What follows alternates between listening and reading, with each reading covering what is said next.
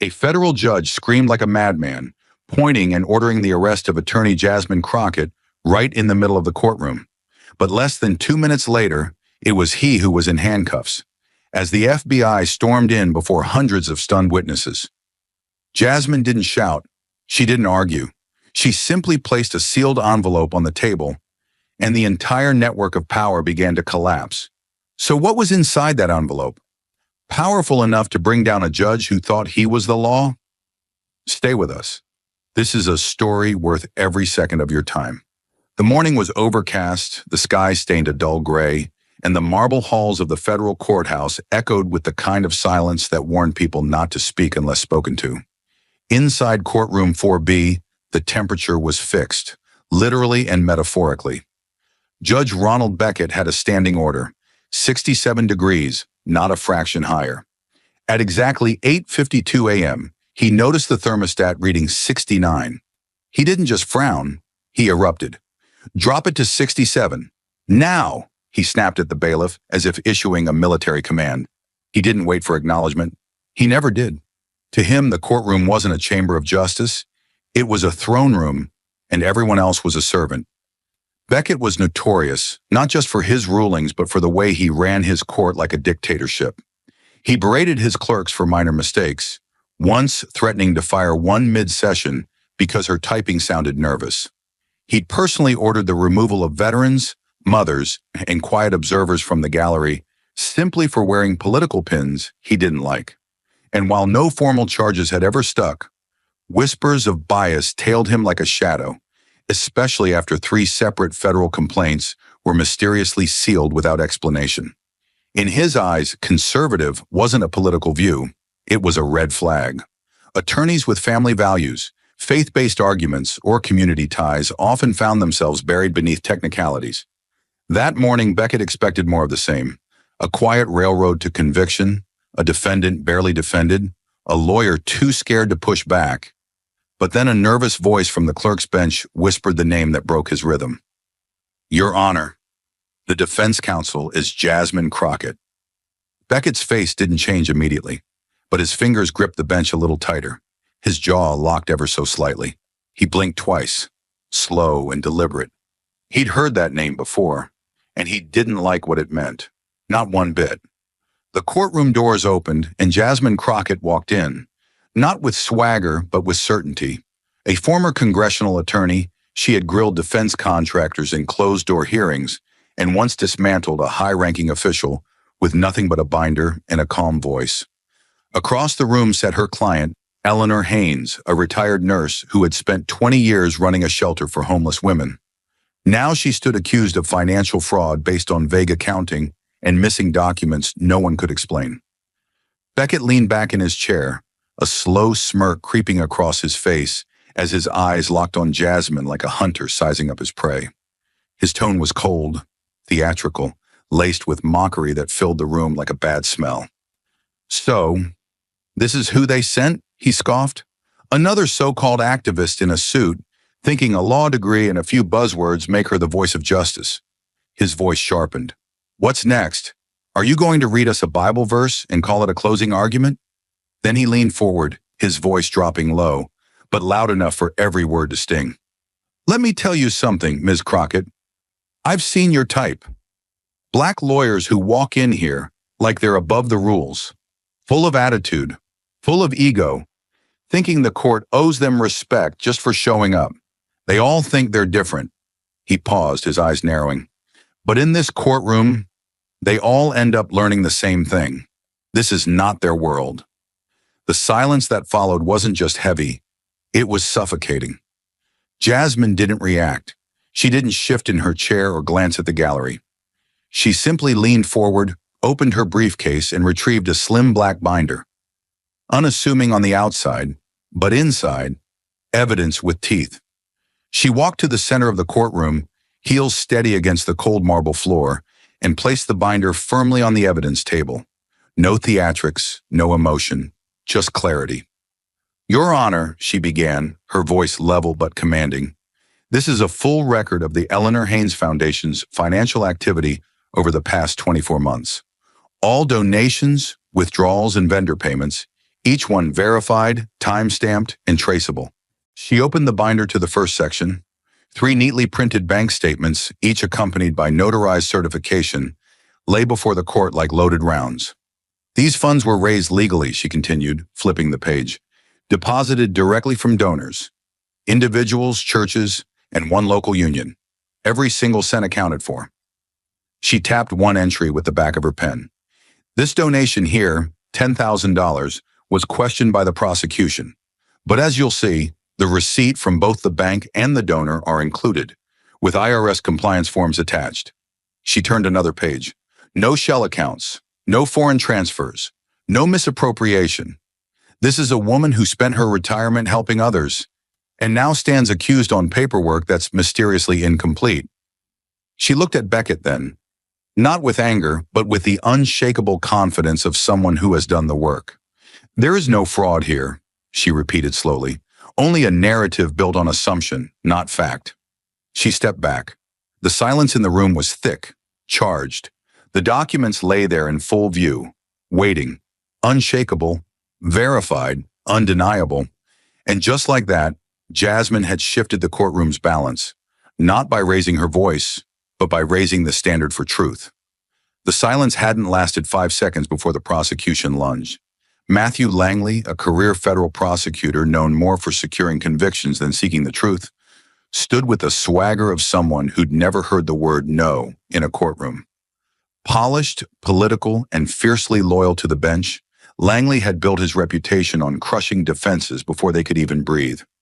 "Objection!" he snapped, already on his feet, his voice tight, performative, like he had been waiting for this exact moment.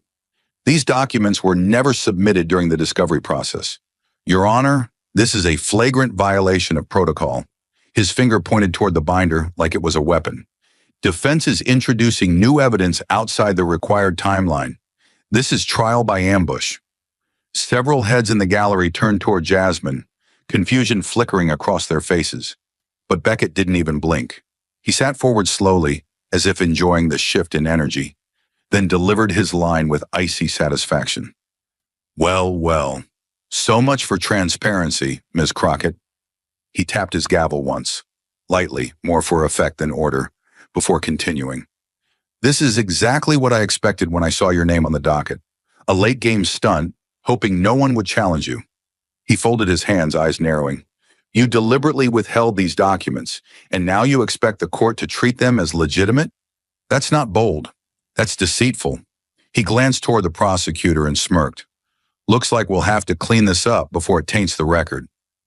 Every word landed like a slap, not because it was loud, but because it was systemic, practiced, rehearsed. Jasmine had followed every rule, submitted every form, yet the moment the evidence turned the tide, the rules bent against her. The message was clear. In this room, power didn't fear facts. It rewrote the frame around them. And right now, the frame was being built to bury her. But what he underestimated was that Jasmine Crockett didn't walk into court with emotion. She walked in with receipts. She didn't raise her voice. She didn't argue. She simply reached into her folder and slid out a single page. Clean, sharp-edged, protected in a plastic sleeve. The kind of page that meant business. The kind no one could argue was hearsay. She stepped forward, held it up for the room to see, then calmly approached the bench.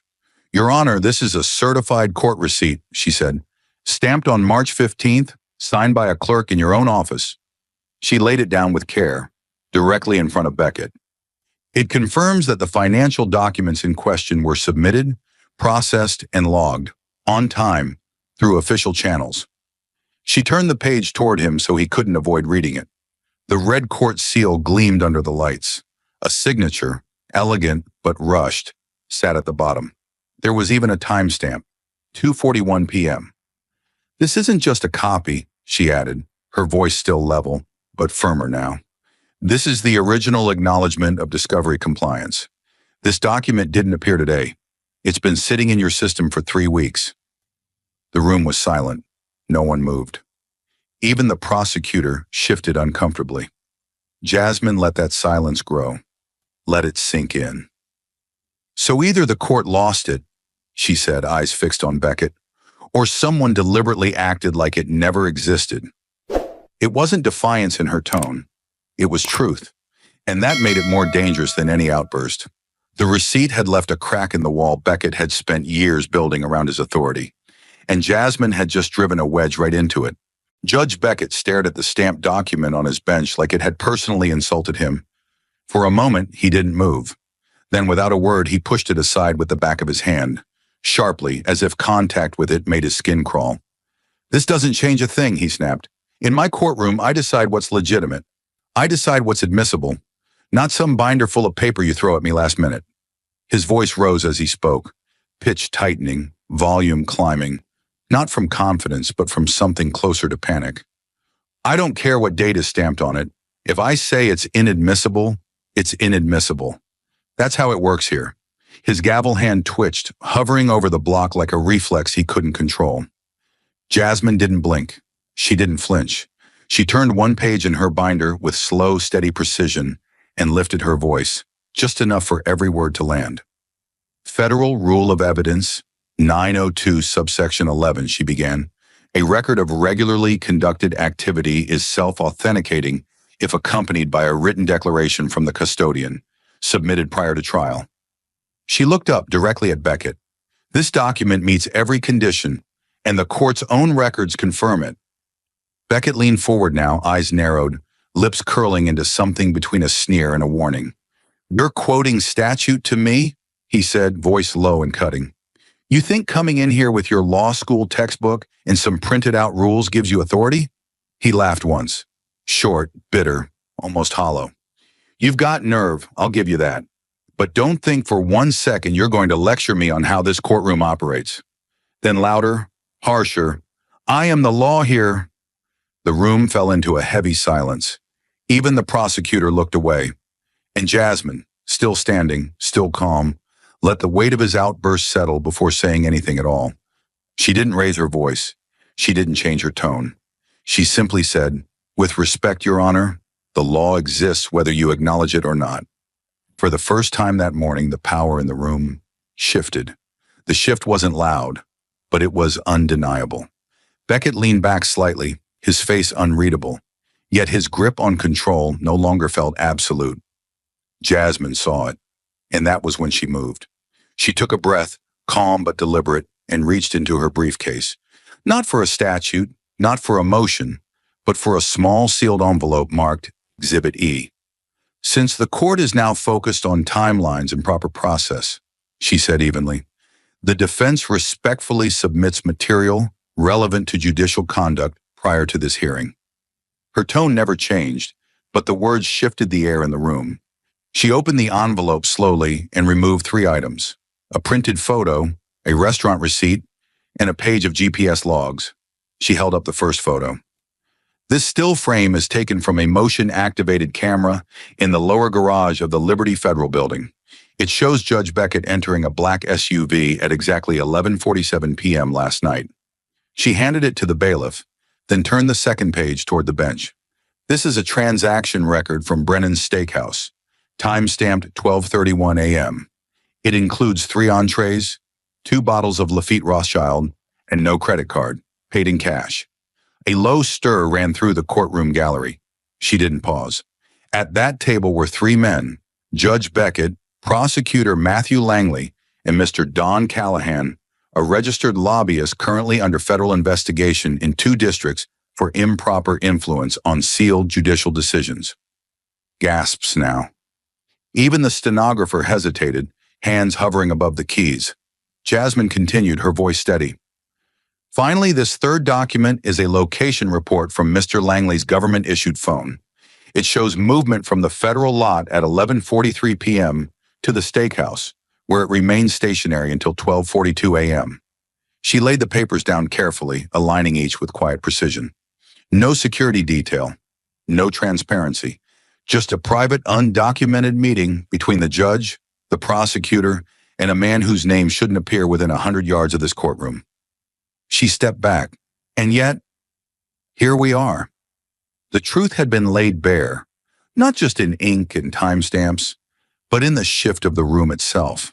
For Judge Ronald Beckett, This wasn't just a challenge to his authority. It was an earthquake shaking the very floor beneath his bench.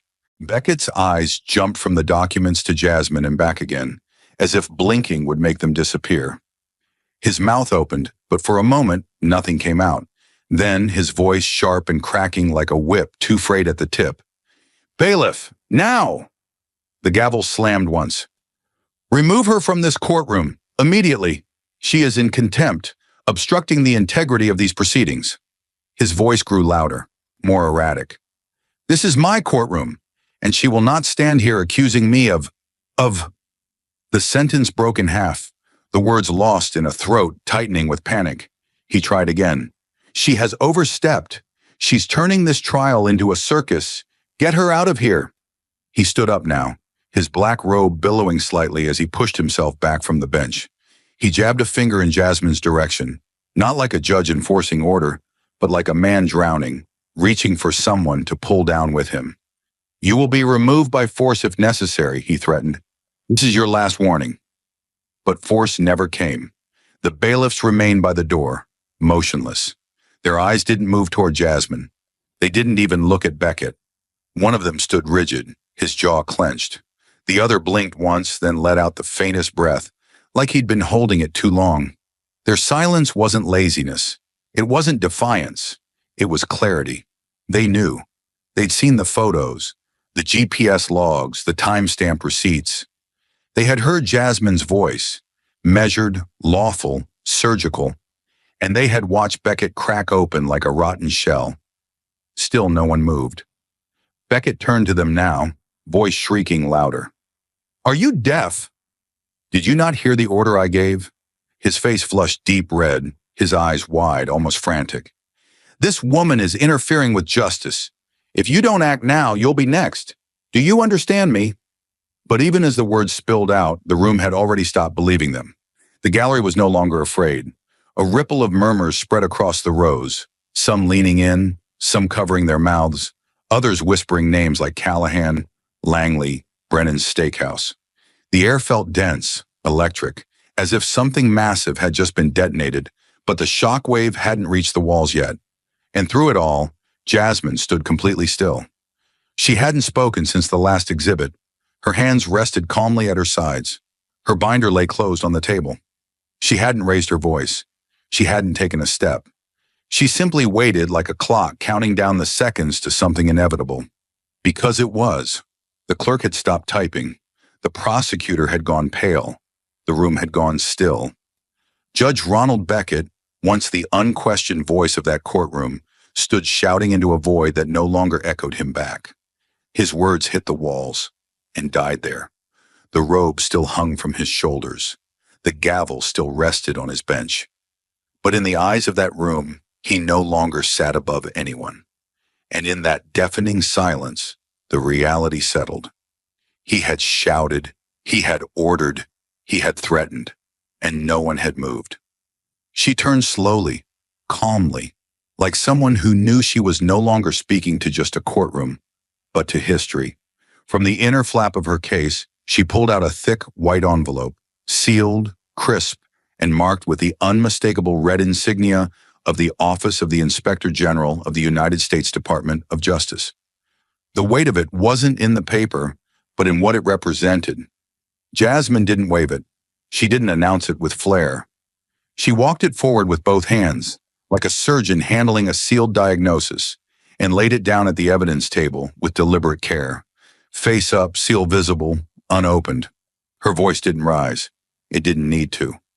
"For the record," she began, each word clear and grounded, "this envelope contains an official letter of investigation initiated by the Office of the Inspector General." She paused, not for drama, but to let the weight of those words settle. It outlines a formal federal inquiry into patterns of judicial misconduct originating in this courtroom, under the authority of Judge Ronald Beckett. A rustle moved through the gallery. Jasmine didn't flinch.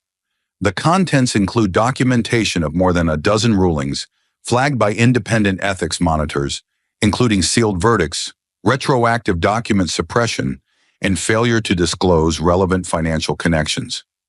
She tapped the envelope once, softly. It also details evidence that led to the decision, surveillance footage, financial logs, communication records, and sworn witness accounts, all of which connect Judge Beckett to decisions influenced by private meetings and undisclosed relationships with individuals under federal scrutiny. She let that hang in the air. "This is not a defense tactic," she added quietly. "It's a federal procedure, signed, dated, and approved for immediate review." She stepped back, eyes steady, posture unshaken. In accordance with federal protocol, a copy of this notice has already been transmitted to the Department of Justice and the Administrative Office of U.S. Courts. No one in the room spoke, not even Langley, not even the gallery, because now it wasn't just Jasmine's word against the bench. It was the entire system pulling back the curtain. Beckett's complexion paled beneath the courtroom lights, faint trace of sweat now visible at his temple. He glanced at the envelope again, as if hoping it would vanish, then looked up, first at Jasmine, then at the gallery, and finally at the two silent bailiffs still standing frozen by the door.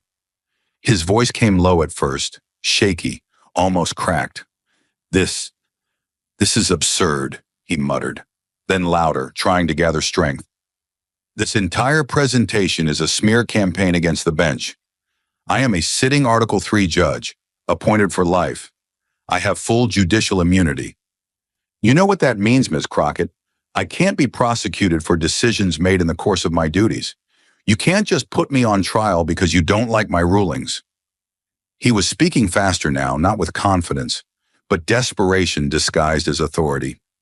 This investigation is unconstitutional. It undermines the separation of powers. I acted under the law. I followed my discretion. That's what judges are meant to do."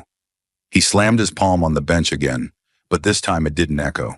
It just thudded, hollow. "Whatever accusations you're trying to make fall under protected action. That's not corruption. That's the job." But Jasmine didn't move. She didn't raise her voice or flinch at his escalation. She simply waited until he finished, then stepped forward with a measured calm that pierced through every frantic word he had just spilled. "Judicial immunity," she said, clear and slow, "is not a license to betray the public trust." Her tone wasn't cold. It was focused. It exists to protect judges who make honest decisions, even unpopular ones. But what it does not protect is the abuse of that bench for personal gain. She took another step forward, her voice still quiet, but impossibly firm. "You didn't just make rulings. You buried evidence. You sealed outcomes without cause. You held closed-door meetings with prosecutors and lobbyists, then ruled in their favor the next day." She turned her gaze directly into his. "That's not discretion. That's collusion. That's not protected. It's punishable." Then she added quieter now, as if speaking to the entire room, "Immunity ends where corruption begins." The silence that followed was no longer stunned. It was convicted. Every person in that courtroom, from the gallery to the clerk to the motionless security, knew what had just happened. The law had finally stood taller than the man in the robe. Without looking away from the bench, Jasmine turned back to her table, flipped open her binder, and pulled out a small, labeled flash drive. It was no bigger than a thumb, but in that courtroom, it might as well have been a grenade. She walked it calmly to the bailiff and said, her voice clear and composed, "This is Exhibit D, a certified audio recording taken inside Judge Beckett's private chambers on March 22nd, just 1 week after the Haynes case was first logged into the court system." The courtroom was completely still. You could hear the faint hum of the ceiling vents. Jasmine continued, not for drama, but for clarity. "It is the voice of Judge Beckett giving explicit instructions to his court clerk to remove digital files related to this case from the official system."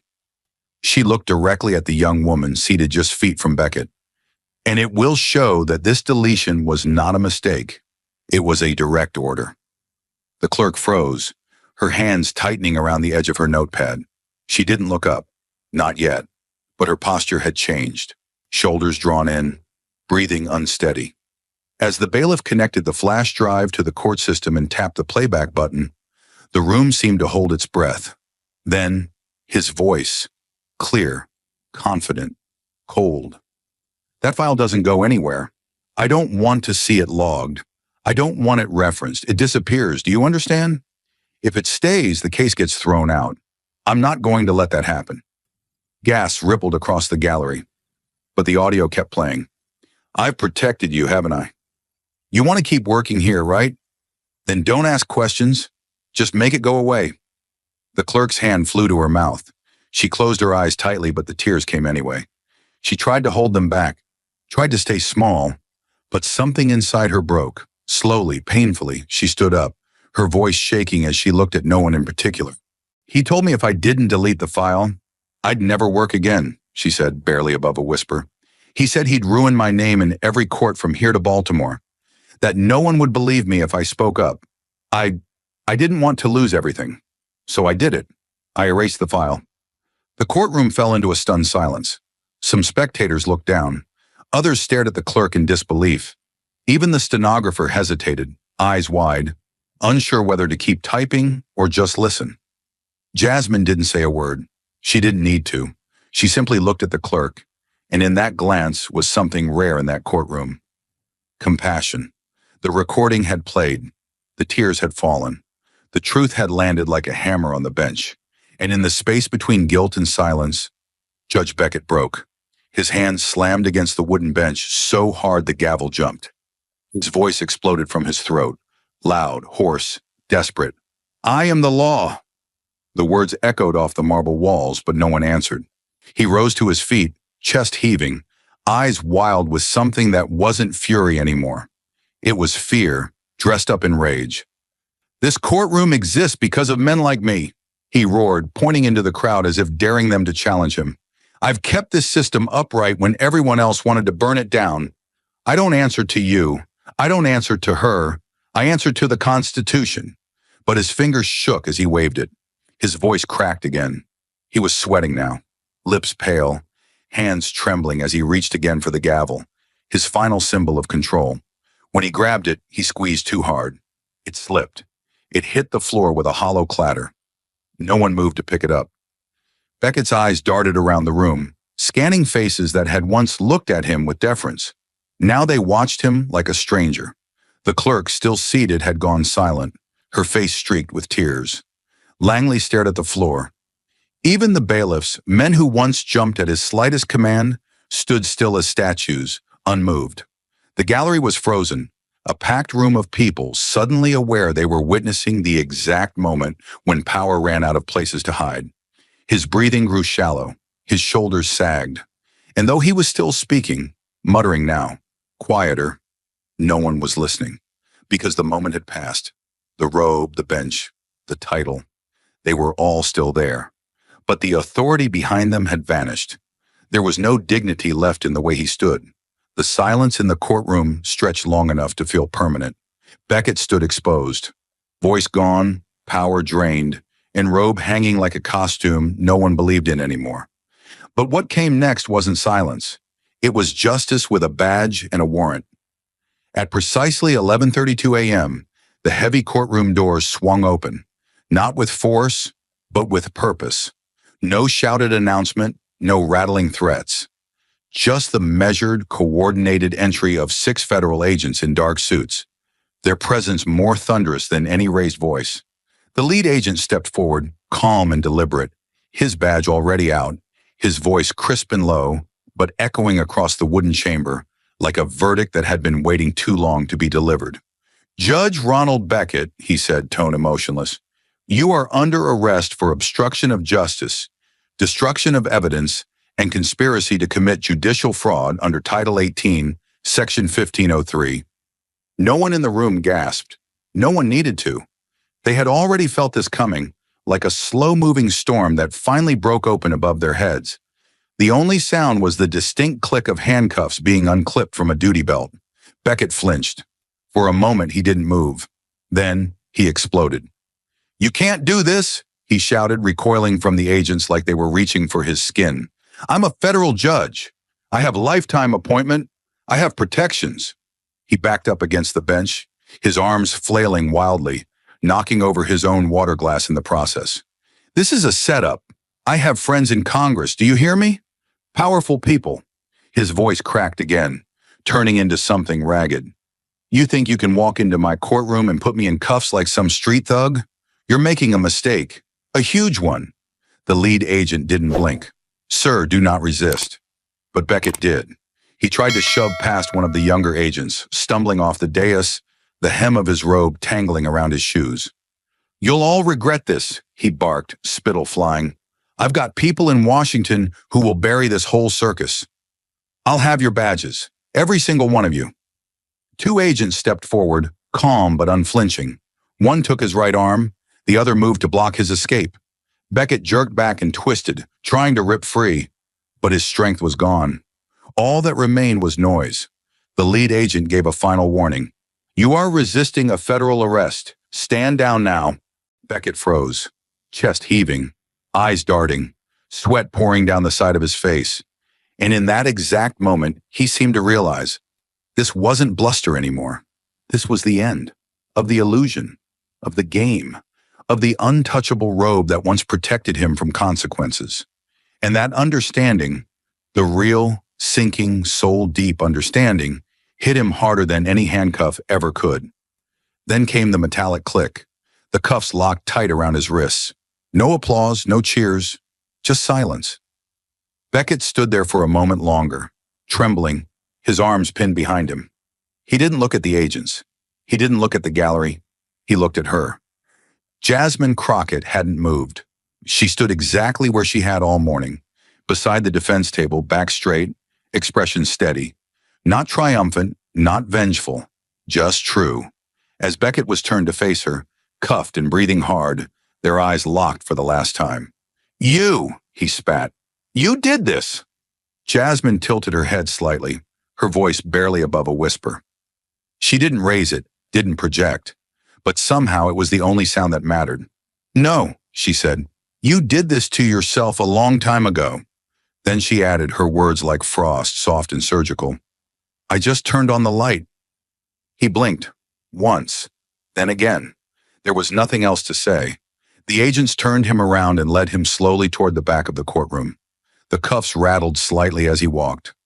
A sound far smaller than his gavel, yet far more final. As they passed the gallery, no one whispered.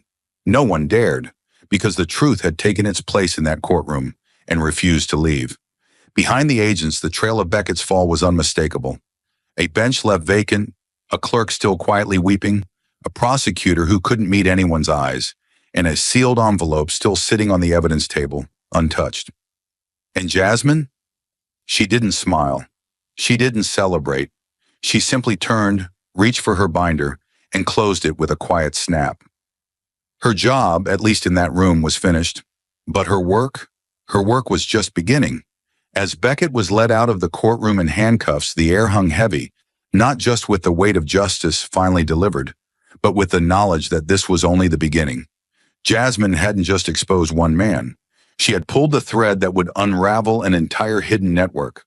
At 11:33 a.m., barely 60 seconds after the arrest in Washington, D.C., a near simultaneous ripple of federal action was already unfolding across the country. 7 states, 7 courthouses. 7 black-robed men who, like Beckett, had once believed they were beyond consequence. And now each of them faced the same truth he did. No robe is thick enough to cover corruption forever. In a quiet federal courthouse in Austin, Texas, Judge Carl L. Monroe was halfway through sentencing when the side doors opened and 4 FBI agents entered, flanking both aisles. The courtroom froze. Before he could even gavel for order, one agent stepped forward and announced the arrest. Obstruction of justice, falsification of court records, and participation in coordinated judicial tampering. Monroe's jaw dropped, but no words came. The cuffs clicked a moment later. In Detroit, Judge Stanley Rourke was preparing to recess for lunch. His staff had already noticed something was off. His phone kept buzzing, but he hadn't touched it. At 11:34 a.m., agents arrived at his chambers, presented the warrant, and led him out through the same hallway he once had defendants march down in shackles. Reporters were already waiting outside. The headline would write itself.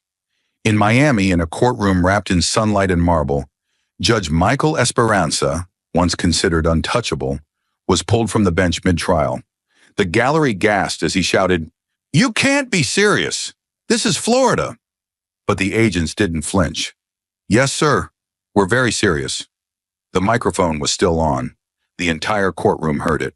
By 11:36 a.m., the pattern had repeated itself in Seattle, in Chicago, in Atlanta.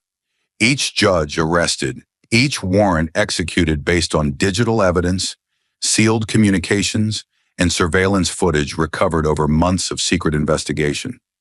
Every man believed to be a pillar of the judiciary, now exposed as a piece of a coordinated machine built to protect influence and punish dissent. In Phoenix, Judge Horace Neely collapsed into his chair when the agents read the charges. He didn't argue. He didn't scream. He just asked, "How long have you known?" The answer, "Long enough," hung in the air as two agents helped him to his feet. Back in Washington, news alerts had already begun lighting up phones across the gallery. One reporter gasped aloud as she read the breaking headline, "Federal judges arrested in coast-to-coast operation tied to Beckett corruption probe." Cameras outside the D.C. courthouse were now turning away from Beckett's motorcade and scrambling to cover the unfolding national drama. But inside the courtroom, Jasmine Crockett didn't look surprised.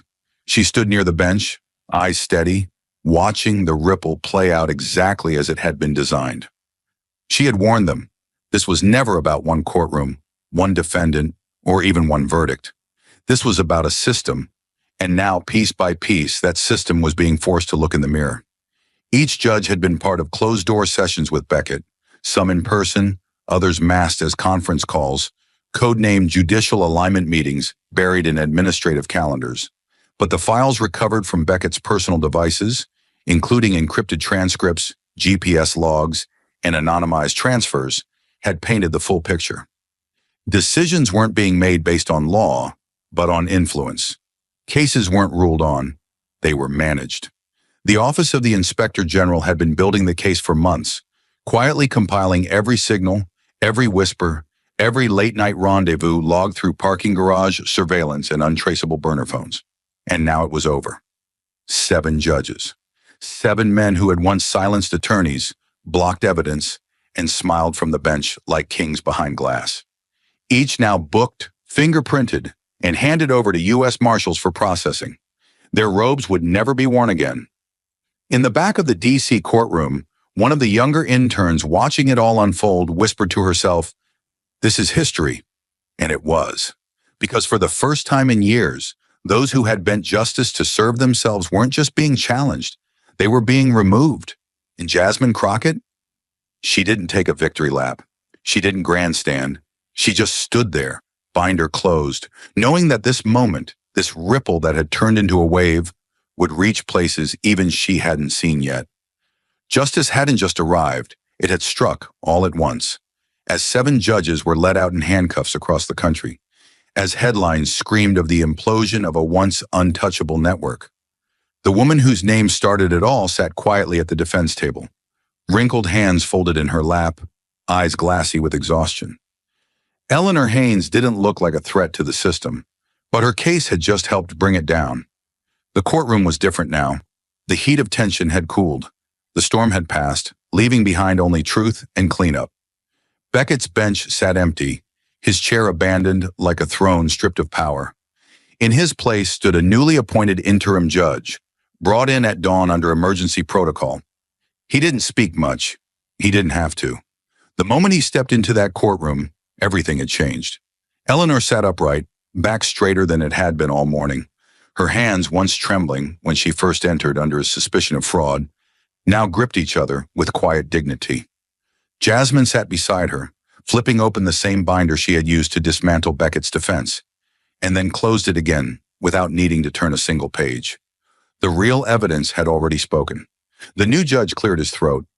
After thorough review of the defense exhibits, bank records, certified filings, and supporting declarations, this court finds no credible basis for the charges brought against Ms. Eleanor Haynes. His voice was calm, but final. All accusations of financial misconduct are hereby dismissed with prejudice. This case is closed. There was no applause, no outbursts, just that soundless moment when justice finally feels like oxygen returning to a suffocating room. Eleanor didn't cry. Not yet. She simply let out a breath she hadn't realized she'd been holding for months. One hand rose to her chest, fingers brushing the modest silver cross she wore on a necklace beneath her collar. Jasmine put a hand gently on her shoulder. No words were exchanged. There didn't need to be any. A clerk typed the dismissal into the record. The sound of keystrokes suddenly felt like music. But the impact of that verdict would reach far beyond the courtroom walls. 3 hours later, Eleanor stepped out onto the courthouse steps, and the world was waiting. Reporters stood shoulder to shoulder, cameras rolling, microphones extending like spears. Questions were already flying about the judges, the scandal, the fallout. But then the doors opened and all eyes turned. Eleanor Haynes didn't step out like a woman rescued. She stepped out like a woman returned. She wore the same blue sweater she'd worn when she was first arrested, the one that had been shown in newspapers next to headlines about charity fraud and misuse of donations. But this time, she didn't look like someone on trial. This time, she looked like someone who had survived the fire and walked out carrying the truth. A few reporters shouted questions. "Ms. Haynes, what would you say to those who doubted you?" Another, "Will you sue the government for wrongful prosecution?" A third, "How did it feel knowing a federal judge tried to destroy your life?" Eleanor didn't speak at first. She looked up at the sky for a moment. Then she turned to the crowd and simply said, "I forgive them."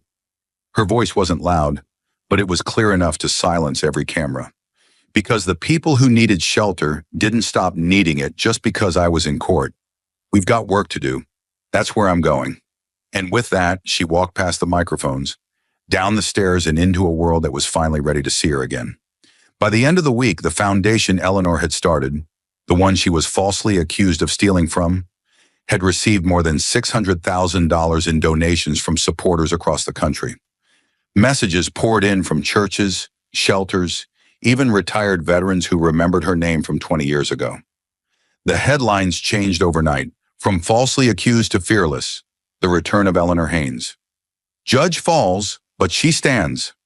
Local TV stations visited the shelter she had opened nearly a decade earlier, where volunteers had hung a banner that read, "Welcome home, Miss Ellie."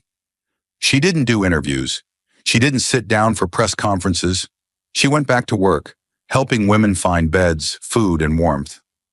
Jasmine visited once, quietly to drop off a check and a hug. Eleanor told her, "You didn't just save me. You saved all the people I haven't met yet." And it was true, because in the wake of Beckett's downfall, dozens of sealed cases were reopened. Victims who had been railroaded under closed-door rulings were offered retrials. Attorneys began speaking more freely. Whistleblowers who had stayed quiet for years came forward. The echo of Eleanor's trial didn't stop at her acquittal. It opened the floodgates. 1 month later, the Department of Justice formally exonerated Eleanor Haynes. Her record was wiped clean. Her foundation was cleared of all investigation. And in a quiet letter delivered to her home, the Office of the Inspector General included one handwritten line beneath the official stamp. "Sometimes justice takes longer than it should. Thank you for not giving up."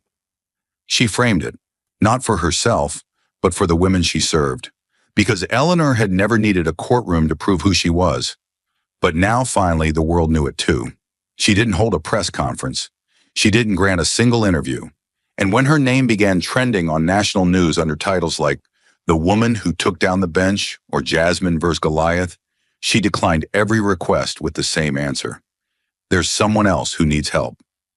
By the following Monday, Jasmine's rental car was halfway down a cracked highway in rural Tennessee, her phone silenced, her blazer traded for jeans and a plain canvas coat. The spotlight was behind her now, where it belonged. Ahead lay a quiet town most people wouldn't stop in, much less think about. But she had read the case file, and that was enough. The man's name was Wallace Carter, a 67-year-old Vietnam veteran who had lived on the same half-acre of land for 34 years. He'd built his house himself, with no mortgage, no loans, just sweat and time. His reward? A surprise eviction notice posted on his door while he was at a VA clinic, followed by a foreclosure judgment from a local court he hadn't even been allowed to speak in. They said he owed back taxes. He had proof he'd paid them. No one ever looked at it. Jasmine parked outside a rusted mailbox marked Carter, Lot 47, and stepped onto the dirt driveway. The house was still standing, but barely. Plastic sheets covered the windows, and an American flag, faded but flying, hung from a pole made of salvaged pipe. Wallace answered the door with a limp and a loaded stare. "Don't need another lawyer," he said before she could speak. "I'm not here to charge you," Jasmine replied. "I'm here because someone took your home away with a rubber stamp, and that rubber stamp's getting reversed." He didn't trust her. Not yet. But he let her in. The living room smelled like dust and history. Old medals hung next to faded photos, boot camp graduation, a young man in uniform beside a woman holding a baby. Jasmine didn't touch anything. She just listened. He told her about the letter from the county, the missed hearing he was never told about, the lawyer who never called back, the judge who refused to admit his documents into evidence because they didn't match the county format. He'd gone to the courthouse 3 times on his own.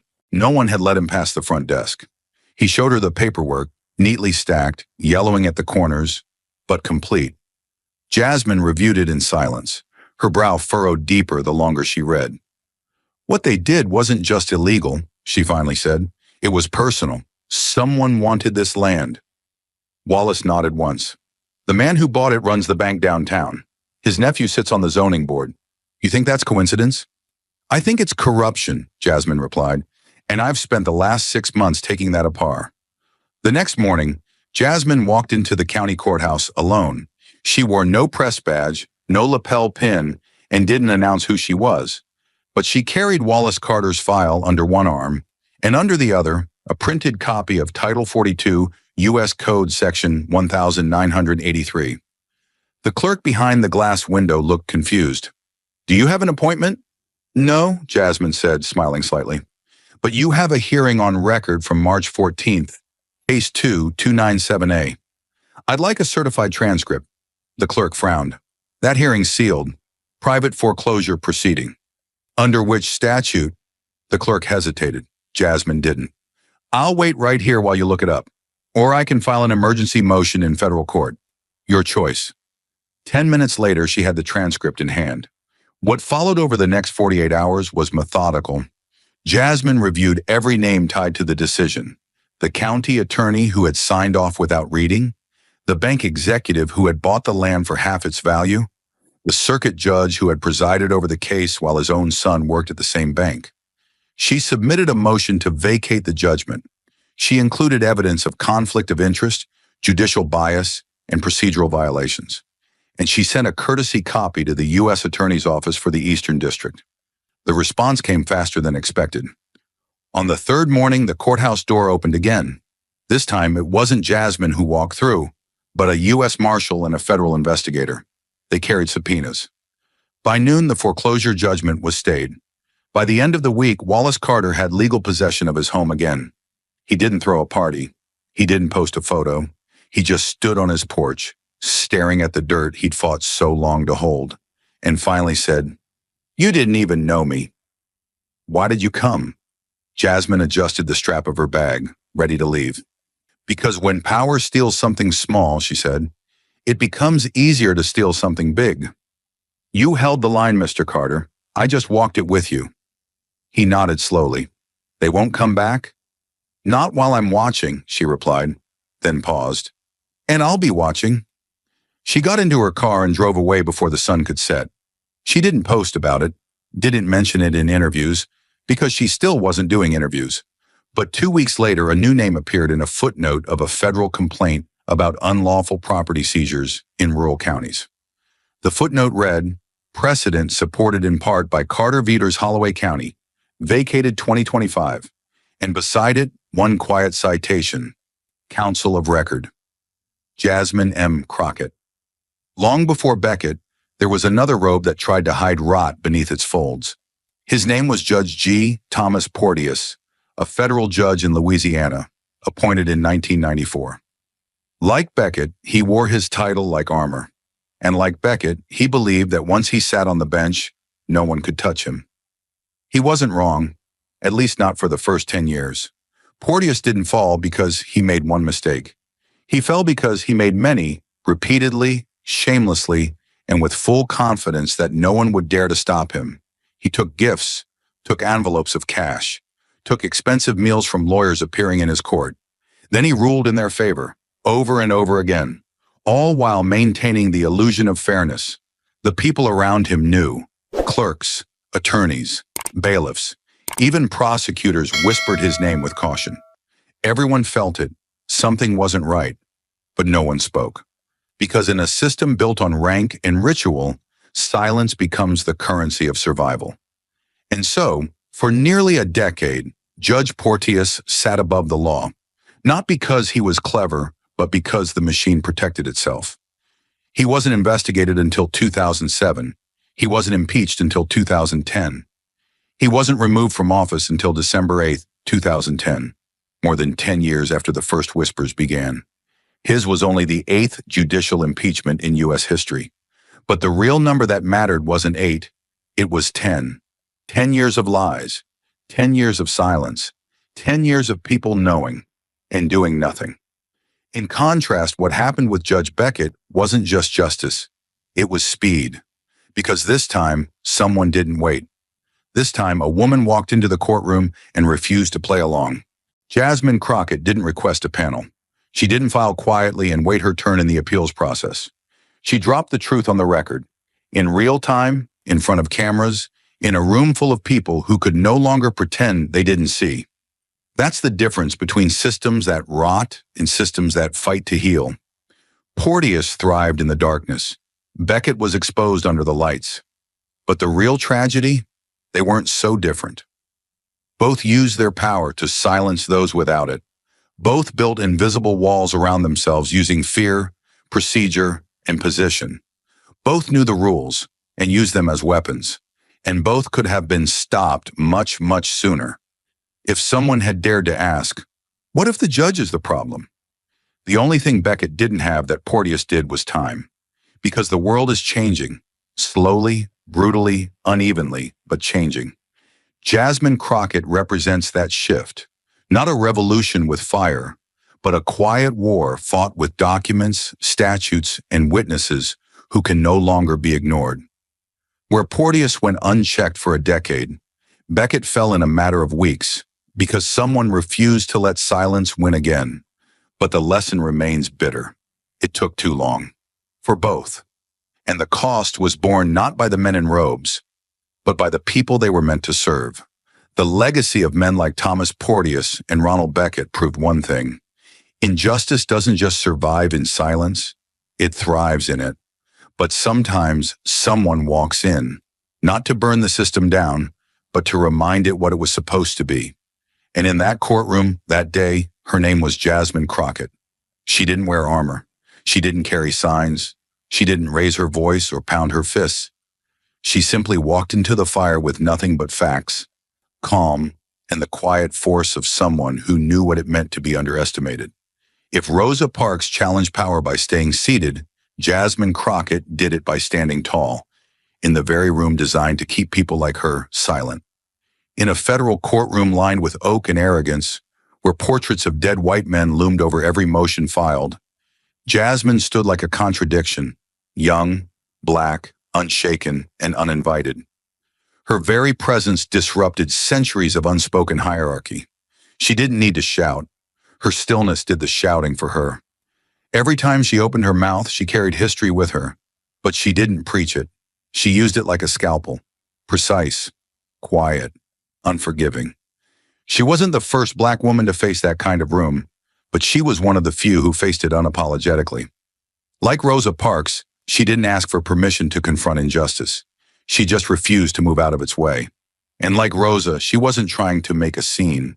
She was trying to make a point. But here, the seats weren't on a bus. They were on a bench 12 inches above everyone else. And the driver wasn't a conductor. He was a judge with a gavel and no conscience. Still, Jasmine didn't flinch. When Beckett mocked her credentials, her skin, her presence, she didn't flinch. When the prosecutor echoed the smear with a smirk, she didn't flinch. When the gallery full of skeptics waited for her to fall apart, she didn't flinch. Instead, she unfolded her binder. And when she spoke, the courtroom didn't just listen, it shifted. Because there was something dangerous about the way she stood. something powerful about the way she wouldn't shrink. Rosa Parks refused to give up her seat. Jasmine Crockett refused to surrender her voice. And in a space where voices like hers had been interrupted for generations, hers came through clear and clean. Not because the court allowed it, but because she demanded it. She quoted federal evidence rules not to prove she knew them, but to prove the system had forgotten them. She didn't raise her voice to match Beckett's. She spoke under his, forcing the room to lean in. She turned facts into resistance, procedure into power. And when she dropped that sealed envelope on the table, detailing a federal investigation against the very judge trying to silence her, it was the modern equivalent of Parks refusing to move. A simple act. Calm, director, irreversible. But her revolution didn't come in front of a cheering crowd. It came in front of clerks too afraid to speak, guards too trained to move, and a gallery too stunned to react. It didn't need chance. It didn't need headlines. It needed courage, the kind that doesn't ask what happens next, the kind that stands up anyway. Because Jasmine Crockett didn't come to start a movement. She came to end a lie, and that day she did. Jasmine Crockett never asked for a spotlight. She didn't seek applause or titles. But when the gavel dropped on the last corrupted bench, when the last seal was broken and the truth stood alone, she didn't disappear. She simply moved on. Because for her, justice isn't a moment. It's a habit. And the story she leaves behind isn't about one courtroom. It's about all of us. There's a moment in every fight for truth when the ground beneath your feet goes silent. Not because you've won, but because everything is waiting. For someone to speak, for someone to step forward, for someone to decide the cost of doing nothing is finally too high. That moment came for Eleanor Haynes, for Wallace Carter, and for the courtroom full of people who watched a judge scream, "I am the law," and saw for the first time that he wasn't. But that moment also lives outside the story, in real homes, in real towns, in systems that still believe no one will ever challenge them. It lives in the silent file clerk who knows something is being buried, in the junior lawyer asked to look away, in the whistleblower rehearsing the words but never saying them aloud, in the bystanders, watching, waiting, hoping someone else will go first. This story wasn't just about a corrupt judge. It was about how easy it is for power to rot in the dark, and how rare it is for someone to strike a match. What Jasmine Crockett did wasn't extraordinary because it was dramatic. It was extraordinary because it was so deliberate. She didn't storm the court. She followed the rules. Exactly. She didn't shout over the judge. She quoted him. Precisely. She didn't beg the system to listen. She forced it to look in the mirror. And in doing so, she reminded the country of something most had forgotten. Justice doesn't come when we ask. It comes when we refuse to look away. It's easy to believe the law is unshakable, that once a man sits on the bench, his word becomes gospel. But every page of history says otherwise. Behind every collapsed institution is a string of people who saw the cracks and said nothing. And yet behind every moment of progress is someone who finally said, enough. Jasmine was that someone. But she doesn't wear a cape. She doesn't deliver speeches. She doesn't need to. Because the real weight of justice doesn't live in slogans. It lives in quiet courage. The courage to speak plainly when it would be safer to stay silent. The courage to file the motion, show the receipt, press play on the recording. The courage to stand in a room that wasn't built for you and not back down. This story is a reminder, not just of what's broken, but of what's possible. That a system as vast and tangled as the federal judiciary can still be challenged from the bottom. That a retired nurse can defeat a federal judge. That a veteran can keep his land. That a black woman in a courtroom full of silence can make the truth so loud it becomes undeniable. But most of all, it's a reminder that no matter how high the walls get built, no matter how many robes sit behind them, truth finds a way through.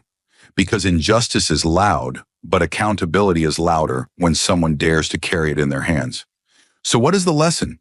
It's not just that corruption exists. We already knew that. It's that courage exists too.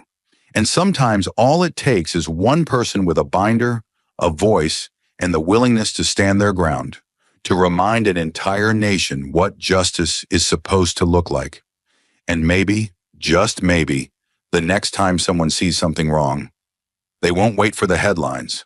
They'll start the match, because the darkness doesn't fear the fire. It fears the person who isn't afraid to light it. But a story like this doesn't end in the courtroom. It doesn't fade when the judge is cuffed or the defendant walks free. Because what happened to Eleanor Haynes and what Jasmine Crockett uncovered doesn't live only in fiction. It lives in reality. It lives where you are. And that means the next move is yours. So ask yourself, what would you do if it were your name on that docket? Your mother being smeared by the system? Your neighbor losing his house while no one listens? How many judges like Beckett still sit behind benches, cloaked in power but hiding rot beneath their robes? And how many Jasmines are out there, waiting to speak but unsure if anyone will stand with them? Don't let this be just another story you scroll past. Let it be a line in the sand, because silence protects corruption. But truth needs a voice, and sometimes that voice is yours. If you see injustice, name it. If you hear lies, challenge them. If you know someone who's been silenced, listen, and then help them speak louder. Share this story. Talk about it at your dinner table, in your community, in your courtrooms. Let people know that justice isn't about power. It's about courage. And no matter your job, your background, or your age, you have the power to be the match in a room full of darkness. The system only works when we watch it, not from a distance, but with our eyes open, our feet planted, and our voices ready. This isn't just Jasmine's fight, or Eleanor's, or Wallace's. It's ours. And if you're still listening, that means the story isn't over. It means you're part of what comes next. So be the one who lights the next fire, before someone else is left to face the dark alone. Thank you for watching until this moment and for standing with us on this journey for justice. Your support means everything. Like, subscribe, and turn on notifications so you never miss what's next. And we'd love to hear your thoughts. Leave a comment below and let us know what moved you most in this story. Together, our voices make a difference.